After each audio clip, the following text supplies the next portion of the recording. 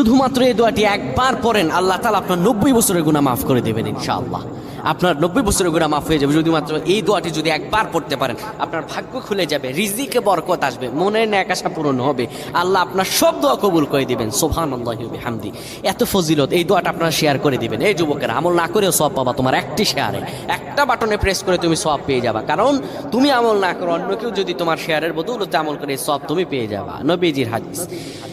আমার ভাইয়েরা, আল্লাহর কাছে দোয়া করা, আল্লাহর কাছে দোয়া চাওয়া, এটি হলো মুমিনদের কাজ। আমার আল্লাহ বান্দাকে বলেন, বান্দারে উদউনি আস্তাজিব লাকুম, আমার কাছে চাও, আমার কাছে চাইলে আমি আল্লাহ তোমাকে দিয়ে দিব।